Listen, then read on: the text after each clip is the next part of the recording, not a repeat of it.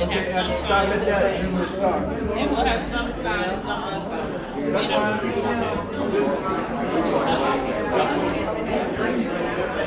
Okay. Yeah, so we'll split these because I think these two are going to be so what's that?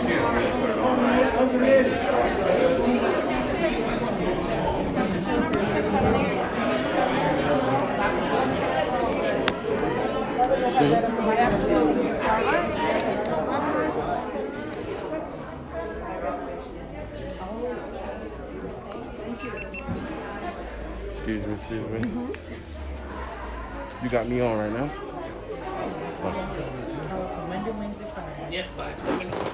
Take me off real quick so we can start from the transition point.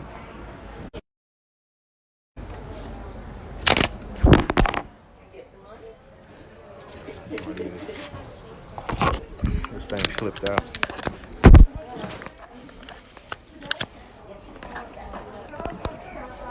I thought you muted it.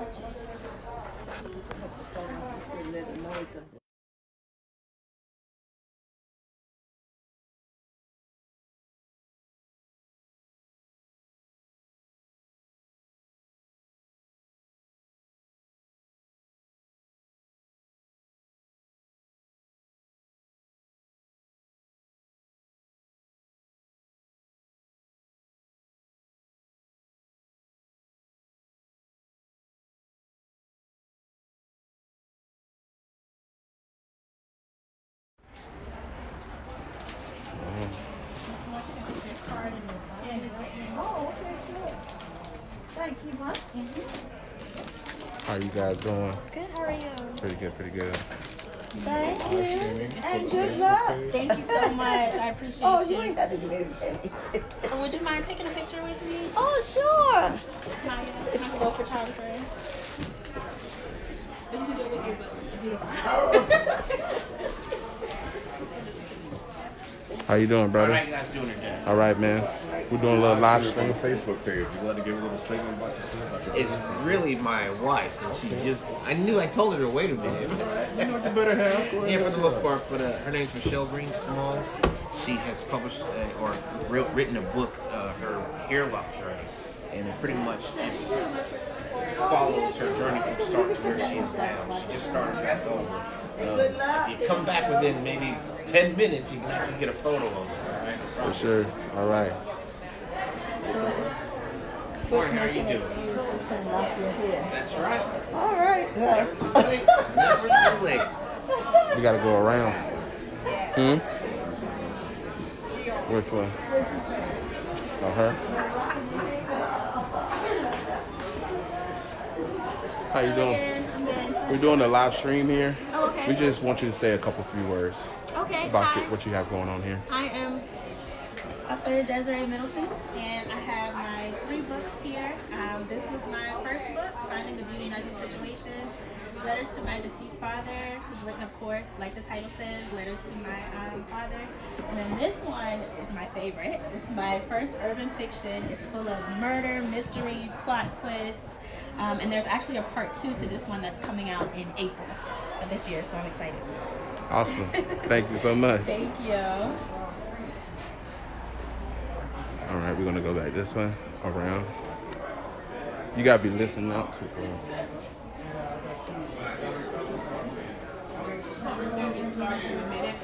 So I will tell you about 30 minutes. We'll start with the card first, and then we'll bring candles up about 20 minutes after that. Then you can have about 2-3 minutes to introduce yourself and talk about your work. Okay, thank you. You're welcome.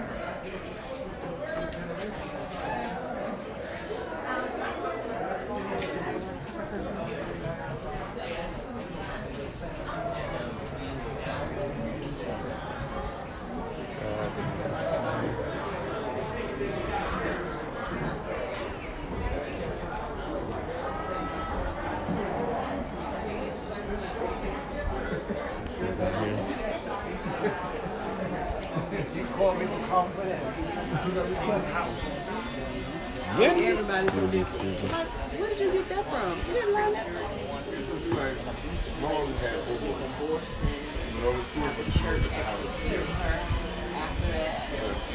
Some of us like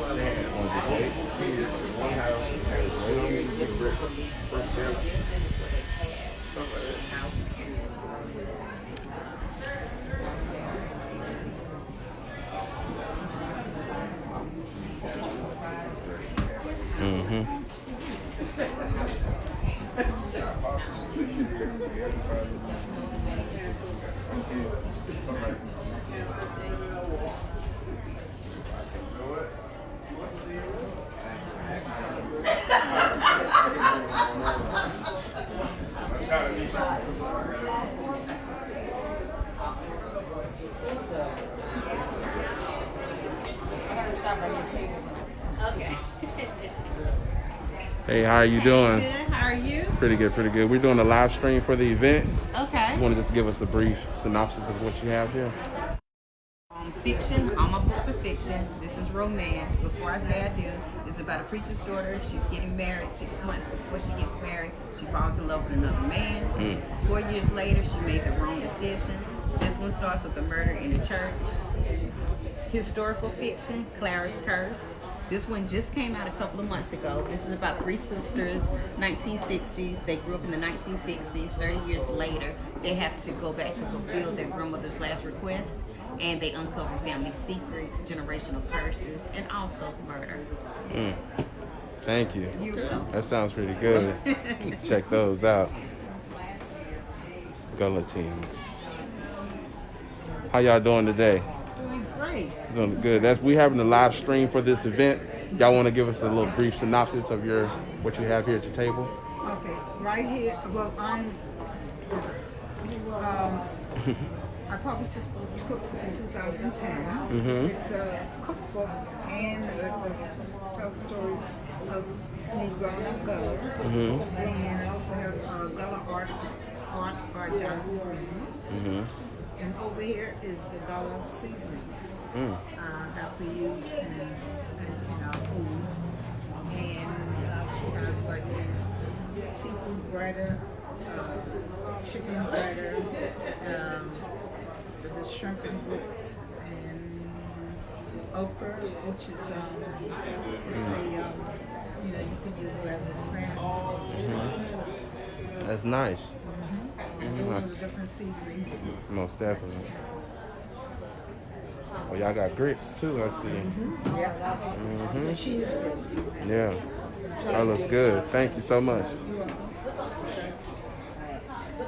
How you doing, ma'am? I'm sorry, how are you today? Pretty good. We're doing a live stream. You want to do a short little interview for us? Okay, I can do that. Okay. All right, here we have the Cutter's Family Aunt Grace book, and it's a family book, a cookbook. And it's all about healthy eating, alternatives to your regular eggs and milk. It has bananas and apples that you can use instead of the regular stuff. And it has a pillow that goes with it, with also cookie cutters. Okay. And over here we have berries and creams desserts. So we have the chocolate cupcake, we have your caramel cupcake, we also have your truffles, which are vanilla, and we also have spritzer cookies, which are strawberry and vanilla, and we have your brownies and your strawberry brownies.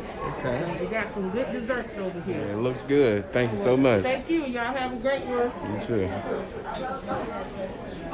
How far we got? Oh, we just got 3 more.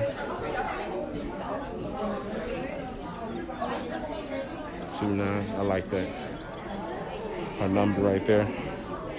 How you doing, ma'am? I'm good. How are you? We're doing pretty good, pretty good. We got a vlog here for the event. We just want to get you a quick interview and tell us about what you have here. What we have is Volume 1 and Volume 2 of the Bloom Anthology, and it is a book, a collection of authors, all melanin black women, okay, who have written books about our history and the things we've gone through to get to where we are. Generally, they're professional women. I'm an attorney. My partner here is a counseling. They're a licensed clinical therapist. And the women are from anywhere from teachers, pastors, to politicians. You name it, we've done it, and we tell you about it in these books. That's Volume nice. 1 and Volume 2, and then there's also a Volume 3. Okay? Does that help? Yeah, it is good. Thank you so much. Okay, thank you for asking. Yes, no problem. Well, that's good. Hey, how you doing? Hello. Hey, we're doing a live stream for the event, Okay. and we want to get a quick interview before everything starts up in there. Okay, no problem. So, this is my very first self-published book. It's a children's book, and it's called Mommy Smile. And the topic is, a lot of times when we're having a new sibling, we prep our kids for bonding with the child and to not be jealous of mommy's time, but we rarely talk about what if mommy's not smiling. We rarely talk about the emotional aspects that come with giving birth. And so this is a way to just explain to children and to start the conversation that postpartum is very important, and postpartum is mental health, and we need to make sure that we're having that conversation more. Most definitely. I like that. Thank you so much. Thank you. How you doing? Hi, I'm doing well, and yourself? Want to do a quick little interview about what you got going on here? Okay. All right, well, first thing, my name is Angel Charmaine. I am an independent self-published author of 3 books and 1 journal. This is Speak with She, One Woman, 10 Truths. It is the first book in my conversational narrative series. It's a book that deals with finding yourself again, loving yourself again. When I Met Him is the second book in the conversational narrative series. It is a book that chronicles 10 different encounters that I've had with 10 different men. And they're all nonfiction stories, but they're not just my stories. They will resonate in the hearts of all women. And then my thoughts, my words, and my voice is a journal for women to write as they read, and all of these things start to come up for them as well. They can also put pen to paper. And then finally, I am the CEO of Speak Up Sis, and you all can check me out at speakupsis.com. I have a platform that highlights Christian independent authors, an online bookshelf. It's called Speak Up Sis Bookshelf. Speak Up Sis Podcast is also my platform. So yeah, you can find me online at speakupsis.com and Speak Up Sis Podcast on Instagram, Facebook. Thank you so much. You're welcome. That's dope. All right. You left me but the transition.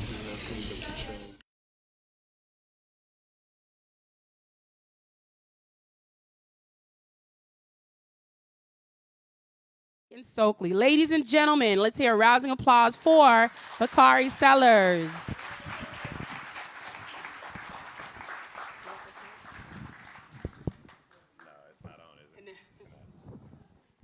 Good afternoon, I think.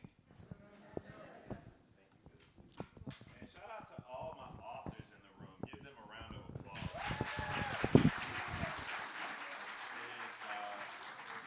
It is not easy putting your words, thoughts, lives on paper for the entire world to consume. I recall when My Vanishing Country, when I first got the box of those books, which is an interesting story in itself. And I was so proud at that moment that my baby that I had been working on for so long was actually in my hands. And then I was so afraid because the world was about to read all of my secrets. It was like my diary was going out into the world. My Vanishing Country is unique, and I love having book talks because I love having these kind of higher level conversations that oftentimes, or sometimes I don't get on TV. But My Vanishing Country was a unique book because I got turned down 32 times by publishers around the country. I was trying to write a book on being black and progressive and young in the South in the age of Donald Trump, and nobody wanted to buy the book. And when you think about it, it somewhat makes sense why no one wanted to buy the book when you could have people like a John Cayley or Kayleigh McEnany or someone who was right there beside him, a Sarah Huckabee Sanders, write a book about the Trump administration. Why did you need me to do it? I just thought I would offer an interesting perspective. Till this day, nobody thinks that but me. But I met with this young black woman. Her name was Tracy Johnson. She is the editor-in-chief of Amistad Publishing House, which is a house in the HarperCollins family. And Tracy took me to a restaurant in New York. We ended up talking about 2 hours. She asked me about my life, and I told her that, you know, the most important day of my life was February 8th of '68, the Orangeburg Massacre that we talk about all the time. And I talked about the Charleston Massacre, losing our good friend, Clem. Talked about being in politics and having the ups and downs. And she said, why don't you write that? And I said, well, I'm 31, 32 years old. I don't think anybody wants a memoir from somebody 32 years old. That seems a bit premature. She said no, and so that book was actually birthed on May 19th of 2020, which happened to be, of all things, the birthday of Malcolm X, and it was 6 days before the death of George Floyd. God doesn't really make mistakes. And one of the most interesting things about my literary career, which is short, I was looking at all these books she wrote. I was like, man, I gotta catch up, don't I? Is that I would advise anyone who wants to be an author to not release a book during the middle of a pandemic. I literally gave a worldwide book tour for My Vanishing Country with no pants on. I sat in front of Zoom every day, just talking to folk around the world. And I know that we have some unique individuals in the room, and I would just call them unique because I understand we have some twins in the room. And I have my own perspective on twins because I am now the father of those twins. I say they're terrorists. They walk around, they're unemployed, and they just make demands all day long. That's all they do. And when Sadie and Stokely were born, My Vanishing Country was not yet completed. In fact, there are chapters in My Vanishing Country which talk about the birth of Sadie and Stokely, which was extremely difficult. We had a great pregnancy and a terrible birth. We know that African American women are 3 to 4 times more likely to die during childbirth than their white counterparts. And my wife was nearly one of those statistics. And then we had some health issues with Sadie when she was about 9 or 10 months old. And so that became a part of My Vanishing Country. And then I recognized that I have a pretty cool platform.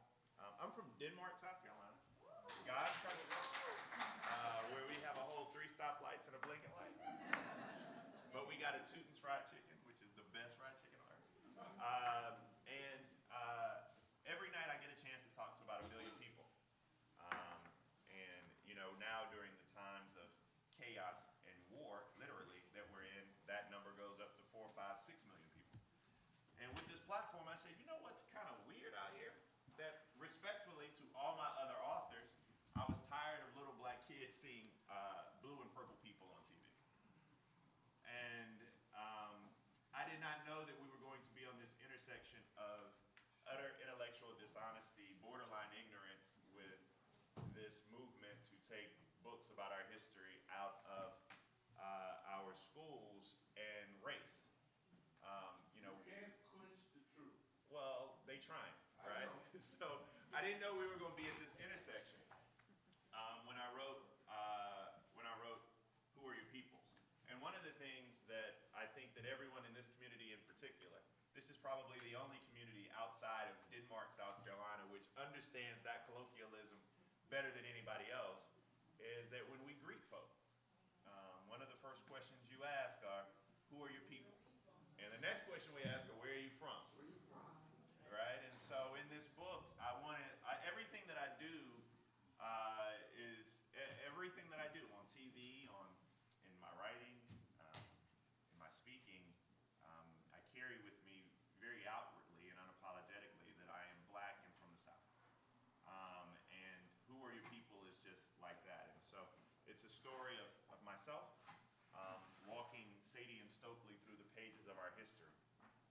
part about it is that I hope when kids who look like Sadie and Stokely read it, they get a sense of pride. But I hope when white kids read it, they get a sense of understanding. I think the greatest or the largest problem we have in this country, and I've deduced it, I figured out what our issue is in this country, is that we have an empathy deficit, where people no longer care about or want to learn about the plight of others. And Who Are Your People doesn't fix that. It's not the panacea, but it is a tool in a toolkit to help people develop traits of empathy, to help people understand where others come from, and walk them through those pages of history. Now, this book is unique because it is getting a little pushback, but it's hard to push back against a book with pictures in it, I think. But it's out at a very interesting time, and there are two images that people have had some issue with. One is there's an image of a young man and woman in a cotton field, and you can see the agony on their face. And the other is a real depiction of McCory's Five and Dime in Rock Hill, South Carolina, where we know of those heroes that are not far from us who decided to sit in and be a part of the sit-in movement. And so I always try to put a little dash. It's like when you're cooking. When I'm writing, I always have these nuggets of South Carolina that are throughout all of those images. And so this book, the author is Reggie Brown. He's an amazing author. The last thing I'll tell you before we take pictures is I consciously chose a black male illustrator for this book. Because I don't know if this is going to work, but I actually write to music. Reggie actually illustrates to music. And subconsciously, I believe that if I had a black male illustrator, along with myself, it may be in a rhythm and the words may pop off the page where more black men would get into reading the book and then translate it to reading to their kids. Now that may not make sense to anybody out there, but I wanted people that when they read the book, they would feel the rhythm and more black men would be like, man, I can read this to my kid. That may not work at all. And it may sound completely asinine. But regardless, me and Reggie have a great partnership, and this book rocketed up. It debuted at number 4 on the list and stayed up there for a couple of weeks. And Reggie and I will be writing. Let me just tell you guys, the reason I'm here is because I love this culture. I love this community. This is a part of my family. You heard Mr. Gilliard yell out in the middle of my remarks. He does that everywhere I speak. I'm used to it, and it happens. Been doing that since before, and he's part of the family. But most of you all are. I'm a product of the Primary Takes a Village to Raise a Child, and Courtney Young is the real reason I'm here because I could not say no to her. I woke up this morning in Detroit, Michigan, and I was somewhere else. I can't remember. I was home, and then I went to Detroit. And I'll be leaving here like a blur and heading to Las Vegas and that. And then I have a busy week ahead that takes me to Pembroke, North Carolina, Boone, North Carolina, and Phoenix, Arizona. So it's just a busy time. But I do want to take some questions from you guys while you have me here. And I'm only 37 years old, so I haven't been in politics yet long enough to lie to you. But I'll answer anything you have. Yes? Oh, are you talking? Oh, thank you. Do you know Yes. what you'll be doing in North Carolina? I'm speaking at UNC Pembroke for Black History Month, and I'm speaking at Appalachian State for, they have a local King Day. So if anybody has any relatives in Pembroke or Appalachian State, it's totally different work. And then this is crazy. So there's people always are like, let's tell me your schedule. I see you everywhere. So I go out to Vegas and I land and I'm home for a minute, and then they're driving me to Pembroke, and then I come home, sleep, and then the next morning I do some work, and then I drive to Appalachian State, which is Boone. And then I go to a little airport, the Hickory Regional Airport, and I fly from Hickory. I get done with my speech at 8 p.m. at Boone, and I fly to New York because I'll be on TV at midnight that night after Joe Biden's State of the Union. And so I'll be on TV from 12, like when you get up to pee, like I'll be on TV. And my daddy always, he's like, I peed last night and saw you, boy, you did good. I'm like, thank you, Daddy, for that vivid illustration. Glad it's all Glad to. So, and then I'll come back home for a little while and then fly to Arizona for a couple of nights where I get a chance to be on a panel with none other than Carl Rose. Yes. I know, really. Pray for me. How you doing? My name is Charmaine. I'm one of the independent authors Sure. here today. And I have a question in terms of being a new author. And many of the authors here are independent, self-published, who are not renowned and don't get large book deals and things of that nature. So I was wondering, how do you have a way of supporting those of us who are Black American authors who now have an opportunity to write and self-publish, whereas we didn't have before? Do you have a way that you support us in our endeavors? Always. So, I mean, I'm decently particular in one thing. I just have to believe, first of all, you have to believe in yourself and believe in what you're writing. And then I have to believe in it too, which is simple and kind of easy, but I want to see what you're writing. I want to actually read it, which a lot of people don't do. I like to read other people's writing. And then I utilize my platform. I reach, sometimes I get in trouble for it, but on Twitter and everything, I reach about 500,000 people. On Instagram, I reach about another 250,000 people. And I do little things. Like when people mail me their books and I do my TV hits from the house, I actually put people's books behind me. So people see it all around the world. And I put a couple of books back there, and they valued that advertising like $50,000, right? So it's just advertised. People are like, and then people attack them like, what book is that? Or I saw this book behind you, and those type of things. So I'll do whatever I can do. My suggestion to, especially independent authors, is to, one, I always tell folks to spend a little bit of money on hiring a PR person. Yes. Courtney's in here. Or whomever you want to use. And you need to go out and do every bit of Black radio there is. You need to do every small local TV show there is. You're not just going to be able to tell your friends and family and then get on Twitter and be like, I don't know sports.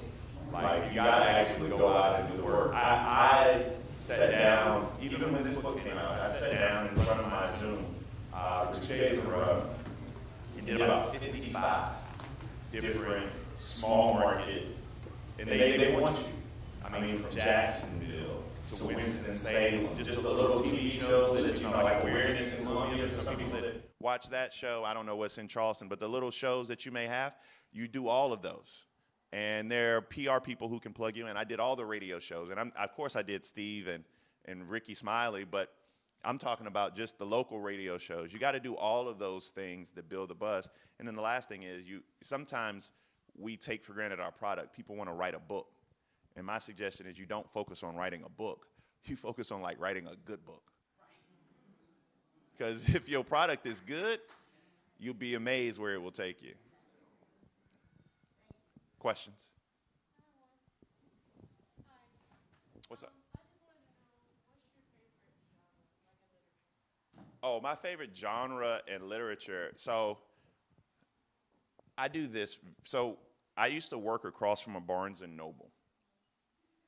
And I wouldn't necessarily, I didn't have all that, because my student loans and the way my checking and savings was set up. So I would go across the street to the Barnes and Noble, and I would just sit in there and read the books and put them back. I was that guy. But I read about some amazing people. One of the best biographies I ever read was about George W. Bush. Did you know he went to bed at 7 p.m. when he was president of the United States? I mean, that might say a lot, but they're just some little things. Like, he was a cheerleader at Yale. He did all of these other things that you just don't know about people. Condoleezza Rice's autobiography, she talks about the civil rights movement from her family's perspective. She's the daughter of Baptist ministers and how much they were involved in the community, but they resented Dr. King for coming to the community, like most black folk throughout the South, little known secret. One of the best books I've read in my entire life was Cicely Tyson's book. It was so good, wasn't it? It doesn't get anywhere near the praise that it's literally the best book I probably read in the last 5-10 years. It's probably one of the best books I've ever read. She talks about her relationship with Miles Davis. I mean, she goes on and on and on into how she showed up on set one day and had all her hair cut off. And she was the lead actress. So she was the first black actress with natural hair, and she said, "What you gonna do, fire me?" But just the pure audacity she had in reading those pages, and it's her. So you read them in a certain voice, right? And you read them with a certain elegance, and she is like, if you like have a picture of Black Girl Magic, it'll be Cicely Tyson, right? So like you read it with that level of whatever it is. So those are I like to read those type of fictional autobiographies and stuff. Yeah. I'll do one or two more questions. Yes, ma'am. I think it's amazing. I think it's, it warmed my heart about as much as it warmed my heart to put Ketanji Brown Jackson on the Supreme Court. Some things are long overdue. I'll do one more question. Yes, ma'am.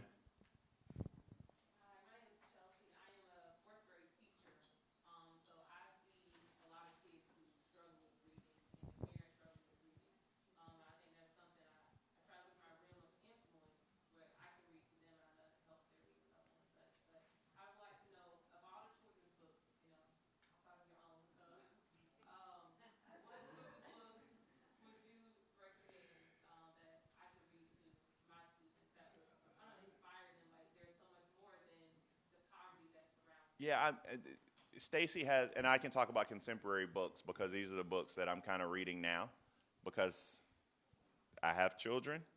But Stacy and the Extraordinary Words. It's a book by Stacey Abrams where she talks about when her parents put her in a spelling bee. And my kids actually, I think they like it more than the book that they're on the cover of, which is kind of weird. There's a 1619 book for children, which is just utterly remarkable. Born into the Water, Born into the Water, which is a brilliant book. And so I am reading these books to my kids as they come out, mainly because I can't really remember what my parents read to me. I know they did it, I think, or they might have just made up stories. I can't remember. But those are the two books that I'm reading right now to my kids. One is by Stacy, and the other is by the 1619 Project. So with that, I want to say thank you all for everything that you all do. Keep our family in your prayers. And while you're here, one of the things I can do is remind you to support all of these local independent authors for pouring their heart out and attempting to educate about whatever it may be, their lives, their faith, their future, or how to do something great that otherwise you wouldn't know how to do. So thank you, and God bless you all.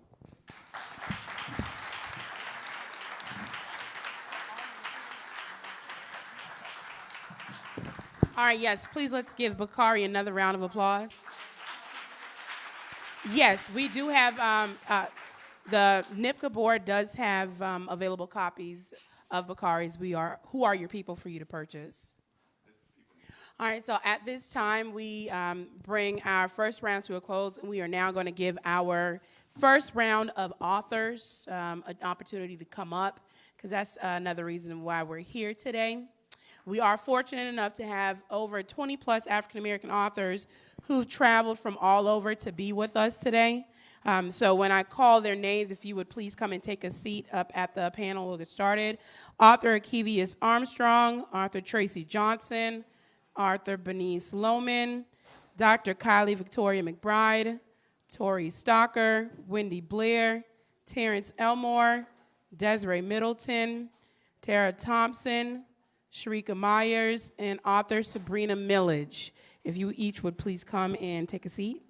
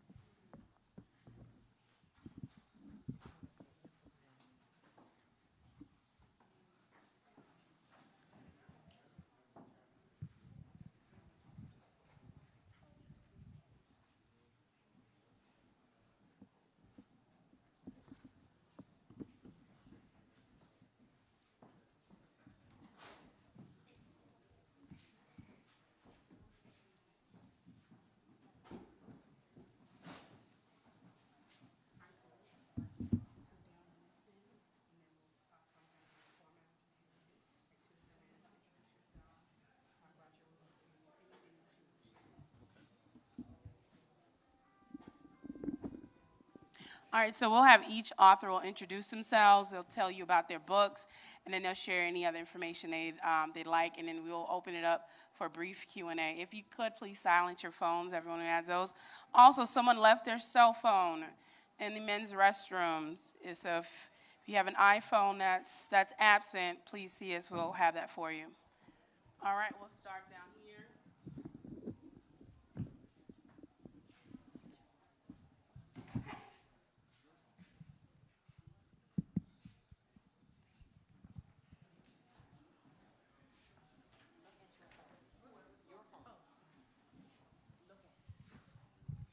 Good morning, good afternoon. My name is Dr. Kylie Victoria Mcbride. I like to say my whole name because my mom and dad did a really good job. Kylie Victoria Mcbride, I really like my name.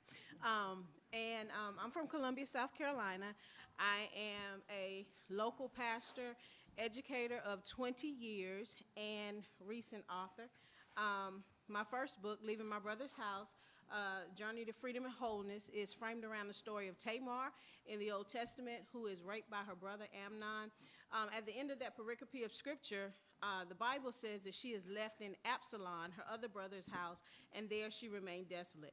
This book, Leaving My Brother's House, chronicles my journey through different rooms as I continue to grow and evolve and cope with the residue of childhood sexual abuse. So it's framed, the room of self-esteem, the room of silence, the room of perfectionism, the room of relationships, and it just kind of goes through what I experience and continue to experience as I heal from these childhood wounds.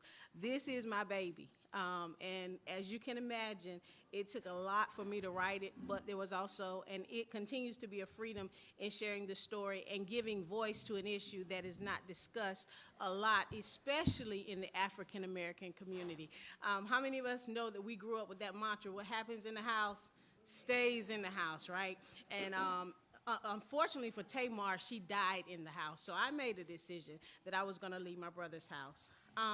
This book is a collaborative effort sprung from a sermon that I preached on Father's Day. It deals with Gideon and how he doesn't believe he's enough, and it calls forth mighty men of valor. So myself and a group of other ministers just got together and really went through that story and calling not only men, but people in general to find yourself and to live out your God-sized identity. It is a pleasure to be with you today.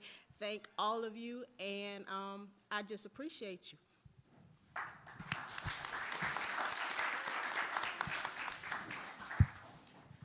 Good evening. My name is Sabrina Millage. I'm originally from New York City, but I now reside in Beaufort, South Carolina. And my book, His Beauty from My Ashes, tells my story of childhood abuse. And I wrote my story to let others know that you can heal from your past.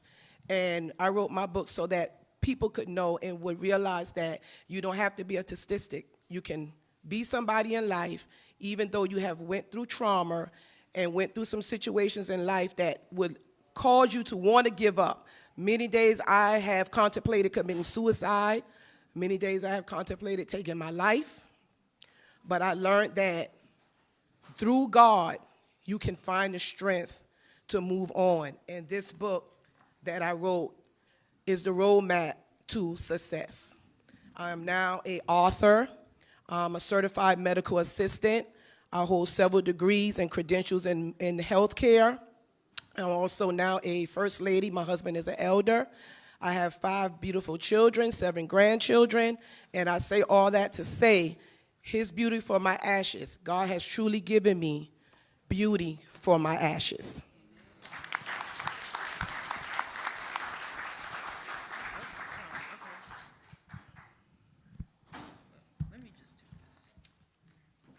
I always feel like I have to break the mold. So, my name is Wendy K Blair. How many of you got a big mama or had that mama in the house that was always cooking? She had a fashion show. She was just the house to go to give you that solid advice, and you knew at the end of the day you was going to make the right decision with what she told you. My book is Aunt Grace Visit. It's a young adult children's book. So my book teaches children how to substitute healthy baking ingredients inside of their baking. I am a motivational speaker. I am a full-time baker and an instructor. I do it all. But with my book, I wanted to reach out to children because sometimes we only have certain things in the house, and a lot of things that we eat on a daily basis, like applesauce, can be substituted for eggs, for sugar. Our bananas can be substituted for eggs. Our butters can be substituted. So I wanted to create a children's book to shine light on some of the healthy ingredients that they can use to bake with. My book is all interactive. It's a storybook, it's an activity book, recipe book, and they have a recipe journal. It comes off the book and onto online. I have a pillow that they can decorate and put it in the washing machine and wash it. I have puzzles that they can decorate, and you can get a Lysol wipe and wipe it off. And if they have problems baking, or if you have problems baking, you can reach out on my website, and we're going to make sure that you bake the right thing and use some healthy ingredients.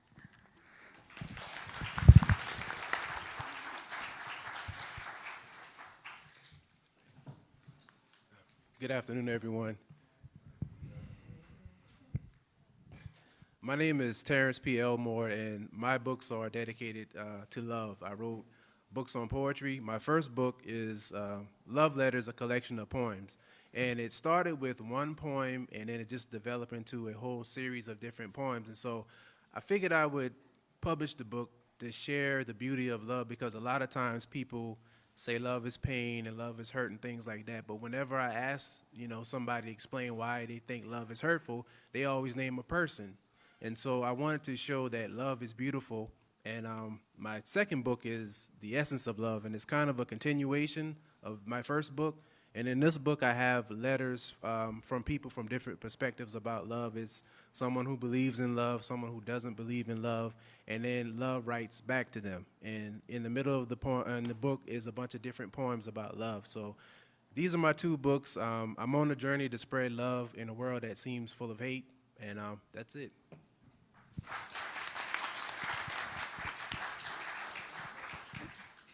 Good afternoon, everyone. My name is Sarah L Thompson. I am originally from Chester, South Carolina, but I reside in Rock Hill, South Carolina now. I am a fiction writer. I wrote my first book, Before I Say I Do. It's a romance novel in 2014. Before I Say I Do is about a preacher's daughter. She's getting married. 6 months before she gets married, she falls in love with another man. And she has to make a decision before she says I do. My second novel is Divided Souls. It is the sequel to Before I Say I Do. 4 years later, she made a decision, but she made the wrong decision, and it starts with a murder in the church. So these are romance novels. My third book, which I am very proud of, came out in September of last year. It's called Clara's Curse. This is historical fiction. This takes place in the 1960s in Timmonsville, South Carolina. And it starts with three sisters growing up in the 1960s. They're faced with abuse, racism, molestation, and 30 years later, they have to go back to fulfill their grandmother's dying request, uncovering family secrets, uncovering generational curses, and also uncovering murder. So, yeah. Thank you all for having me here today. Hello, everyone. I'm Bernice. I am the owner of Loman Creative Services. We are a one-stop shop for branding and marketing. And I'm also an author of the book Marketing Campaign Handbook. And my reason for writing the book was I noticed there was such a great need for small business owners, entrepreneurs, authors, who are just like us, in the community, but a lot of people didn't know about what we do as authors. And so what we do at Loma Creative Services is we make sure that you have a successful marketing campaign. One thing I noticed, though, was we were getting a lot of larger corporations that were investing into marketing campaigns. And so I just thought about, why not write a book about the steps of creating marketing campaigns and allow those entrepreneurs, small business owners, those who are getting started to know the simplicity of the steps of marketing. We know now times has changed, and where we normally would do things in business, we can no longer do that anymore. You have changes in technology. Like right now, I'm chatting on Instagram while I'm talking to you guys. You know, we have phones that allows us to reach a lot of people. So I wrote the book so everyone can know, if you're a large company, if you're a small business owner, how to market. Because to be truthful, we know we have amazing things to offer as authors. We have amazing things to offer as small business. But how do we get what we do to a group of people? And how do we do it consistently? And this is why I wrote Marketing Campaign Handbook, because I knew that there were people who really needed to know the steps and not just have a logo, not just have a website and then that's it. What happens after the website? You know, what happens after you've built a nice, amazing logo and you got your business card, but you have it, but what happened? How do you get people to that? Right? So this is why I wrote the book, and that's my table over here. I have it set up where you can go, even if you don't purchase a book today, you can scan a QR code, takes you right to Amazon store, where you can also scan the card and leave a review as well. So it's all about digital marketing right now. That's what we're doing, and that's what I'm teaching in this book. So if you're excited and you want to learn, definitely this book is for you. And we're also teaching about metaverse. So if you guys are interested in it, this is where we are right now. And so this is what the book is about. Thank you.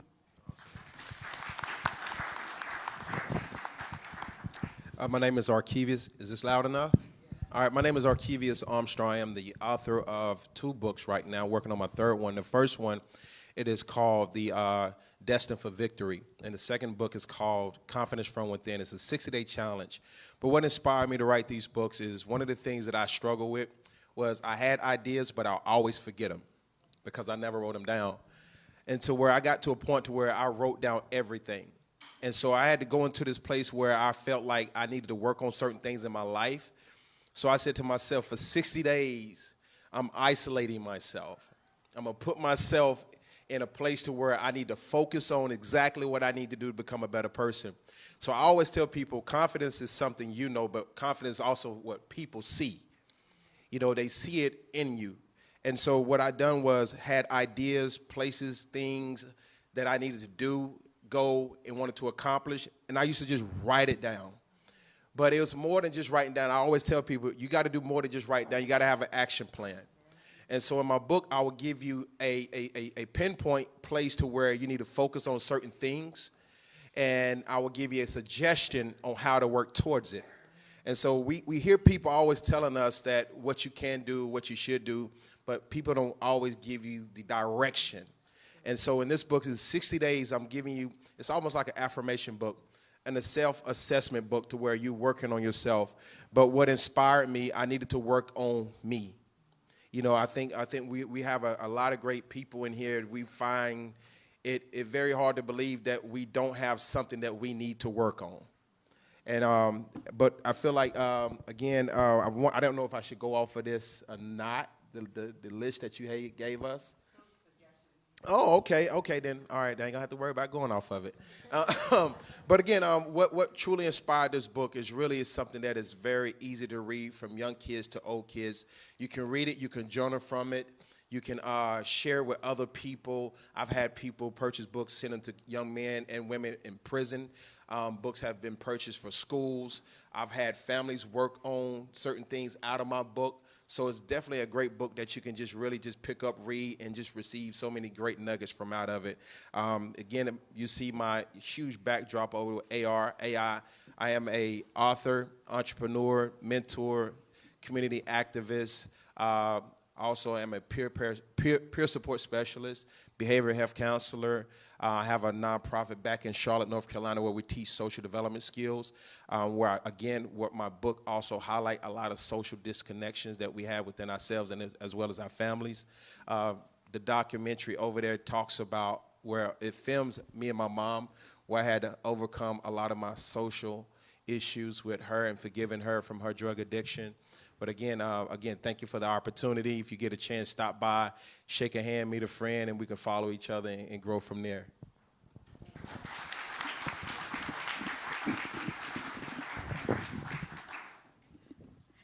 Good afternoon. My name is Dr. Tracy Johnson. I'm a licensed speech-language pathologist, and I'm also an adjunct professor at my alma mater, South Carolina State University. Go Bulldogs. Okay. And my book is entitled In My Element, I Am Me. And what this book is a compilation of life lessons, and they basically hinge on some things that my grandma used to say when we were younger.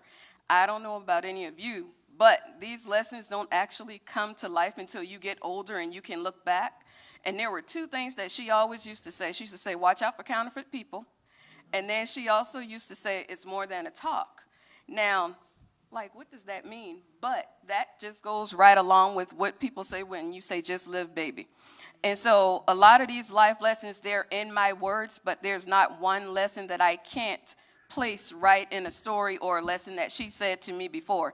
And so to be a woman and a female and just to be human is a huge dichotomy. So when I entitled this book In My Element, I was looking at earth, wind, fire, and water. There are two sides to each one of those things. In the same way water can calm you, water can also be torrential and turn into a hurricane. And so no matter who you are at any particular moment in your lives, whatever the lesson is, whatever space you're in, that's the space you're supposed to be in to gain that lesson. Now, sometimes we have to repeat them over and over again. I'm guilty.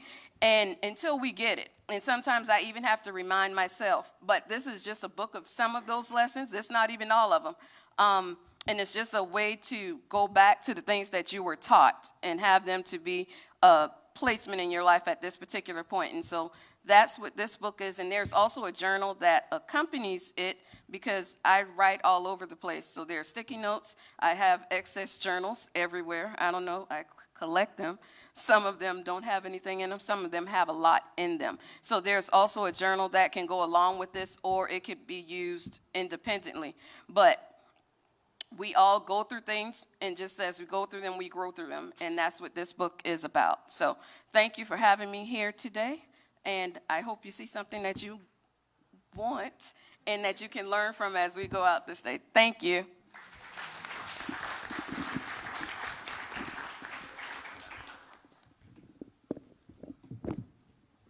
Hello, everyone.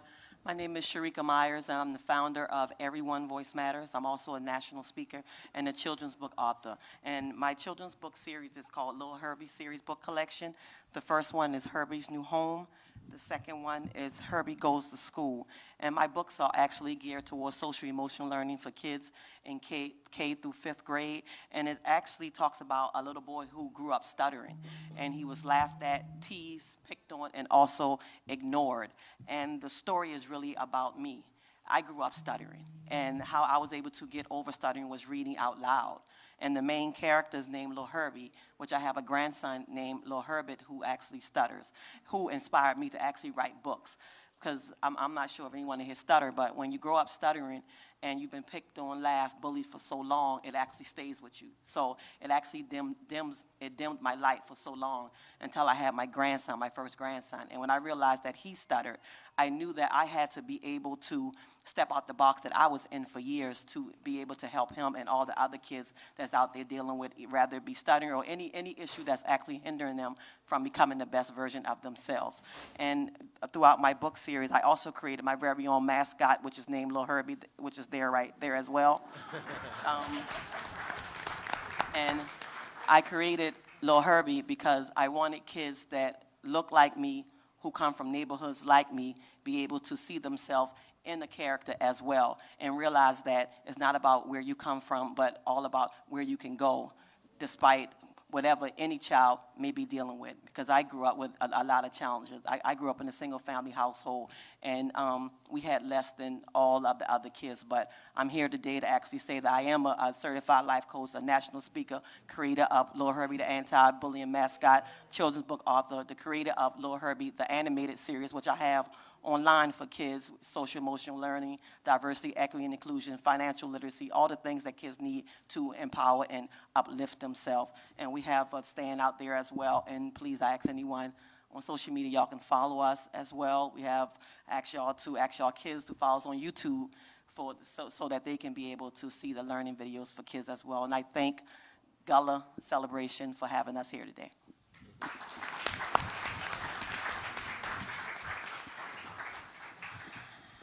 Well, I don't think I can top any of that.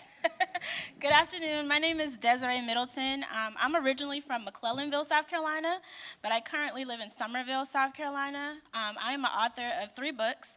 My first book is titled Finding the Beauty in Ugly Situations, and it is a motivational, inspirational book that talks about a lot of things that I went through in my life that was supposed to statistically break me. Molestation, I was a teen mom, I was a high school dropout. I did go back and graduate after I found out I was pregnant with my first daughter.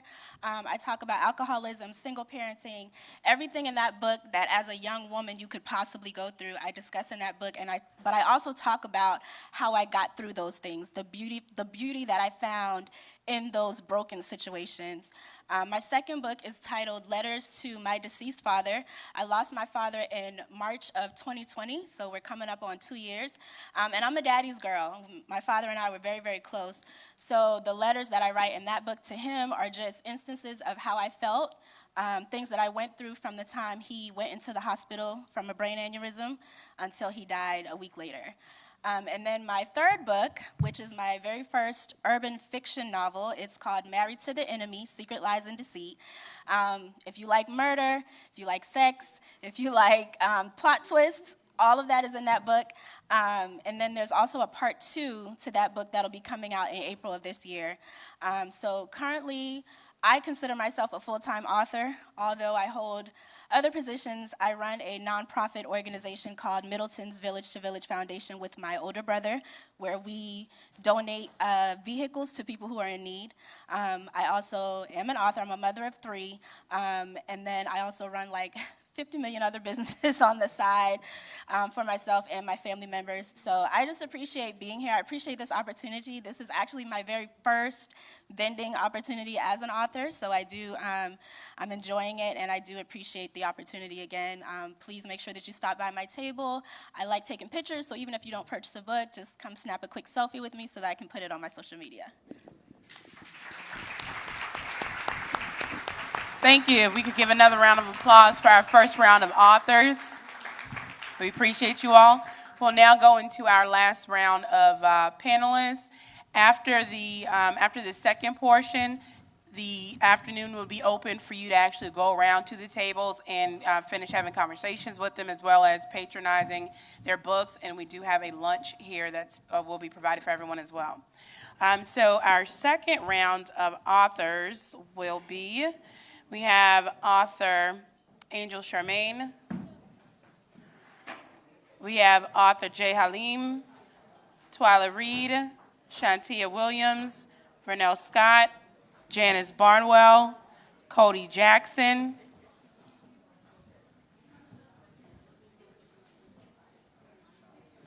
Charlotte Jenkins, and Michelle G. Smalls.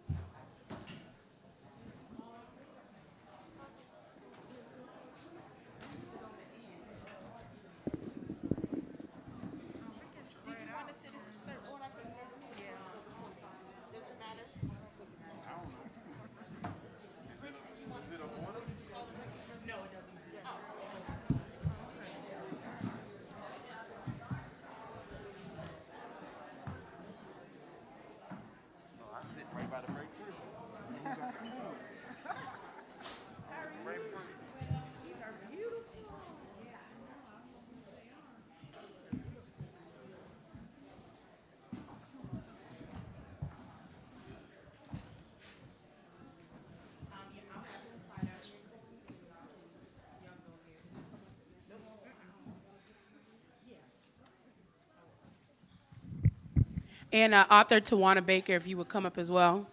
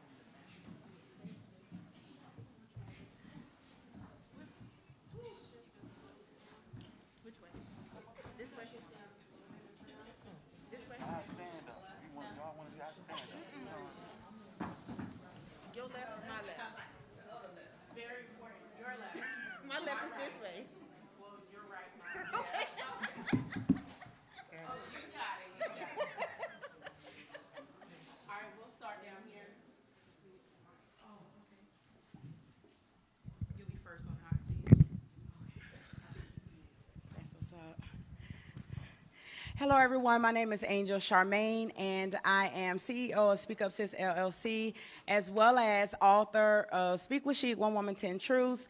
When I met him, and God, I've got questions, 10 Bible studies for women, I became an author while employed with Department of Defense as an Army Wounded Warriors advocate. I have 4 sons. They are 21, 18, and 16.